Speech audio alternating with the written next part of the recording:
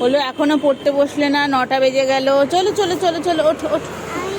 তাহলে আমি চলে যাই, তুই একা একা থাক, হনুমান আসুক, দিয়ে নিয়ে চলে যাবে তোমাকে, তখন ভালো হবে। বলো, চলো চলো আসো। আজকে একটা দিদুন আসবে তোমাকে দেখতে, জানো? একটা দিদুন তোমাকে দেখতে আসবে। আসবে, দেখবে বিকেল বেলায়। ঠিক আছে চলো, ওটা বম্মা হয়। চলো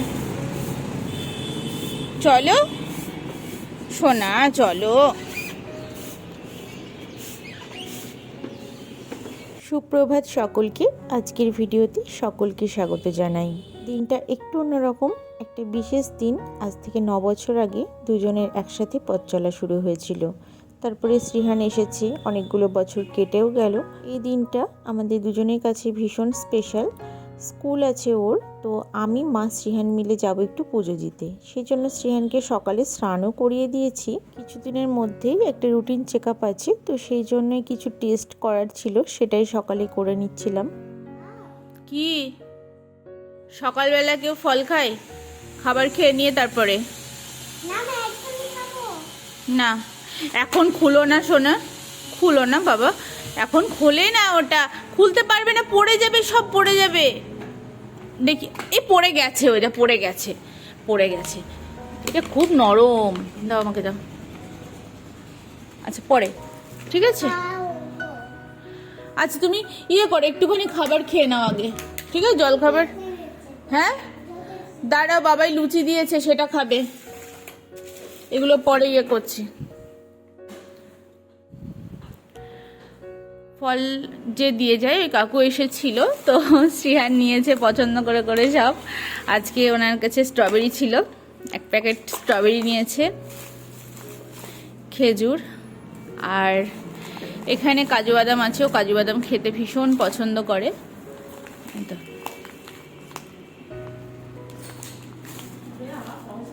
আর কয়েকটা বেদানা। হ্যাঁ, স্নান টান করে পুজো দিতে যাবার জন্য আমি রেডিও হয়ে গেছি। শ্রীহানকে হালকা একটু খাবার খাইয়ে দিয়েছি, কারণ আমাদের বেরোতে বেরোতে একটু লেটই হয়ে গেল।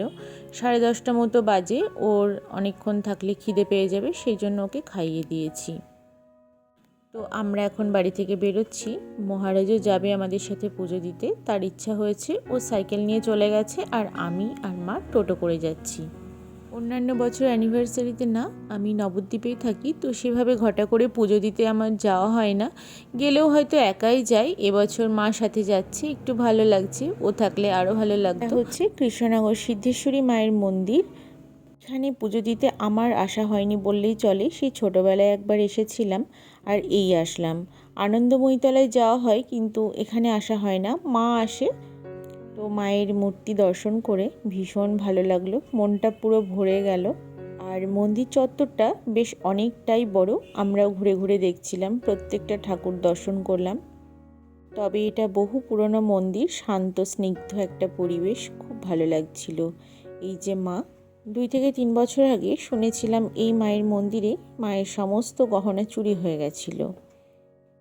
তারপরে হয়তো মন্দিরটা আবার নতুন করে নির্মাণ করা হয়েছে। আসার পর থেকে শ্রীহান ধূপকাঠি জ্বালানোর জন্য ব্যস্ত হয়ে উঠেছে। তো আমাদের পুজো দেওয়া হয়ে গেছে, এবার বাড়ি ফিরবো। শ্রীহান এত বেশি চঞ্চল, আমি ঠাকুর প্রণাম করি বা যাই করি না কেন, আমার মনটা ওর দিকেই পড়ে থাকে, কারণ আমার মনে হয় চোখের যদি একটু আড়াল হয় ও রাস্তায় চলে যাবে, সেই জন্য। এখানে একটা গোপাল মন্দিরও রয়েছে।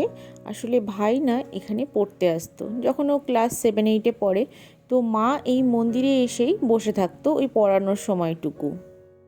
তো মায়ের মুখ থেকেই এই গোপাল ঠাকুরের অজস্র কথা তখন শুনতাম।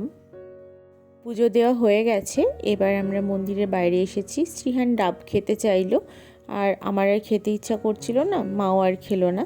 আর এখানে এসেছি মায়ের জন্য জুতো কিনতে। মায়ের জুতোটা নষ্ট হয়ে গেছে, তো কয়েকদিন ধরে বলছিল যে একটা জুতো কিনবে, সেই জন্যই আসলাম। এটা আমাদের কৃষ্ণনগরে খুবই ফেমাস দোকান বলা যেতে পারে, শীতলালয়। অনেক পুরনো দোকান, খুব সুনামও রয়েছে, আর জুতো ভীষণ ভালো হয়। জুতোর দোকান থেকে আমরা গেছিলাম মজুমদার জুয়েলার্সে, ওখানে একটু কাজ ছিল। এই দাদার দোকানে আমরা সমস্ত কিছু কেনাকাটি করি।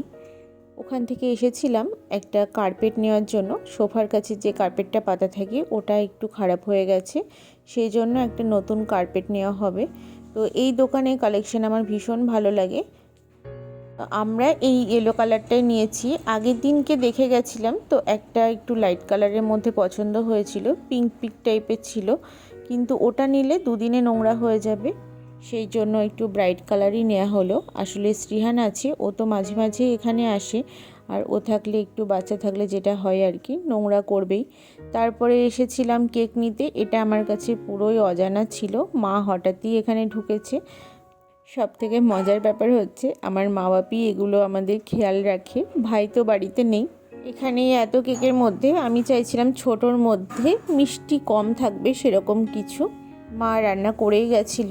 রান্না হয়েছিল মাছের মাথা দিয়ে মুগ ডাল, আর হয়েছিল একটা সবজি, আলু বেগুন বড়ি ফুলকপি সব কিছু দিয়ে, বেগুন ভাজা, শুশুনির শাক, আর এটা ছিল তেলাপিয়া মাছ। আজকে খেতে অনেকটাই লেট হয়ে গেল, আসলে পুজোটা হয়েই গেছিলো, ওই কেনাকাটিগুলো করতে গিয়ে একটু দেরি হয়ে গেছে।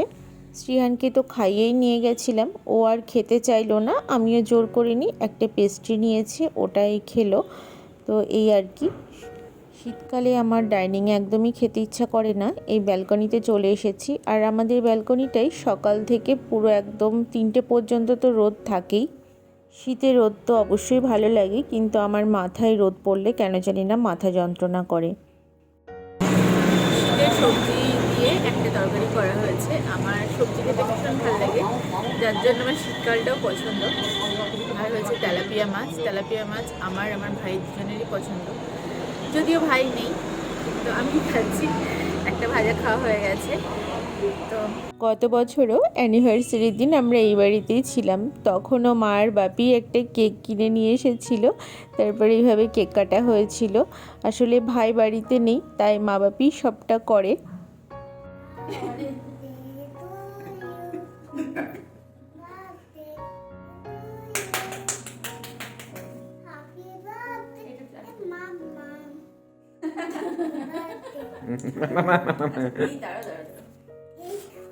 এটা আমি পরে খেয়ে নেব।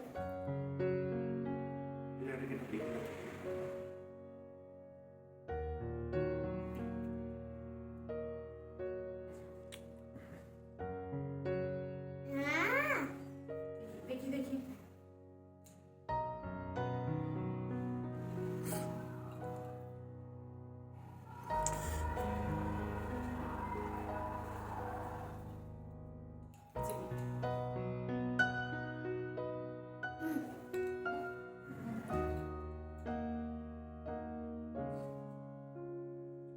সন্ধ্যাবেলায় কেক কাটার পর ও বাড়ি যাচ্ছিল।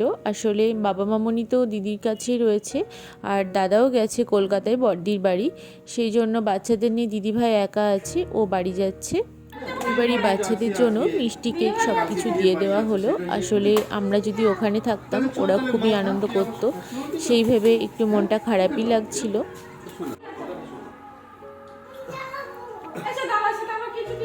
শ্রীহান তো কিছুতেই ওর বাবাইকে যেতে দিতে চাইছিল না, মা বাপি ওকে নিয়ে একটু ঘুরতে গেল, আর এই সুযোগে ওর বাবাইও বেরিয়ে গেল। আসলে না, রাতও হয়ে যাচ্ছে, মা বাপি ওকে নিয়ে তো বেরিয়েছে, আসলে একটু অন্যমনস্ক হলে তারপরে হয়তো বাড়ি চলে আসবে, কিন্তু আমি জানি ও কিছুতেই ভুলবে না। এদিকে মহারাজের সাথে ছবি তোলা হয়নি বলে তার বড় অভিমান হয়েছে, সেই জন্য ওকে নিয়ে একটু ছবি তুলছিলাম। মা বাপি কেউই জানতো না যে ও চলে যাবে, সেই জন্য পোলাও চিকেনের জন্য সব কিছু কিনে নিয়ে এসেছে। ওদিকে পায়েস করারও কথা ছিল। তারপরে এই যে দুটো পাওভাজি নিয়ে এসেছে, চিকেন পাওভাজি। এগুলো আমাদের বাড়ির কাছাকাছি একটা রেস্টুরেন্ট থেকে আনা, ভীষণ ভালো খেতে হয়। রাতের জন্য রুটি আর তড়কা কিনে আনা হয়েছে। চিকেন টিকেন আজ আর হবে না, ফ্রিজে রাখা হবে। পাওভাজি আমার আর মহারাজের জন্য, মা বাপি শ্রীহান কেউই এগুলো খেতে চায় না। আজকে ভিডিওটা তাহলে এখানেই শেষ করছি। পুরো ভিডিওটা কেমন লাগলো অবশ্যই একটা কমেন্ট করে জানাবেন, ভালো লাগলে লাইক করে দেবেন।